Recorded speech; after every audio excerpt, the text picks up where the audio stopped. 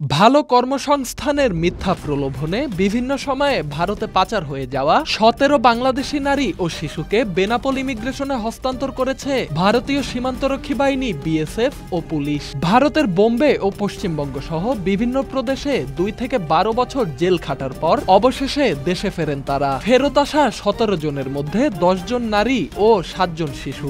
Benapole checkpost ইমিগ্রেশনের ভারপ্রাপ্ত কর্মকর্তা ইলিয়াস হোসেন ও মানবাধিকার কর্মী রেখা বিশ্বাস জানান, ২ থেকে ১২ বছর আগে বিভিন্ন সীমান্ত দিয়ে পাচার হয় ১৭ বাংলাদেশি নারী ও শিশু। ভারতে প্রবেশের পর বোম্বে ও পশ্চিমবঙ্গ পুলিশের হাতে আটক হয় তারা। পরে তাদের ঠাঁই হয় বিভিন্ন শেল্টার হোমে। ভালো কাজের মিথ্যা প্রলোভনে বিভিন্ন সময়ে ভারতে পাচার হয়ে যাওয়া এই ১৭ নারী ও শিশুকে দুদেশের স্বরাষ্ট্র ও পররাষ্ট্র মন্ত্রণালয়ের হস্তক্ষেপে ভারতীয় পুলিশ ও বিএসএফ এর তত্ত্বাবধানে বেনাপোল ইমিগ্রেশন পুলিশের কাছে হস্তান্তর করা হয়। ফেরত আসা বাংলাদেশি নাগরিকদের বাড়ি খুলনা, বাগেরহাট, সাতক্ষীরা, কুষ্টিয়া, হবিগঞ্জ, গোপালগঞ্জ ও চাঁপাইনবাবগঞ্জ সহ বিভিন্ন জেলায়।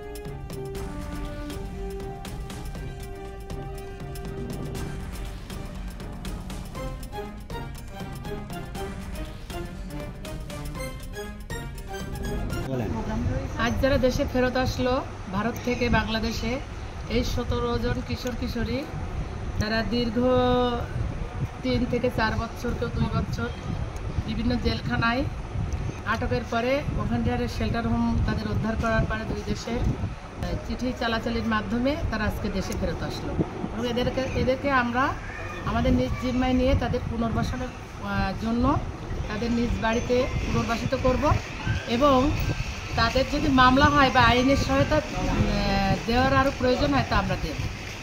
সুকন্যা, লিলুয়া হোম, রাজক, এই হোমগুলো আছে।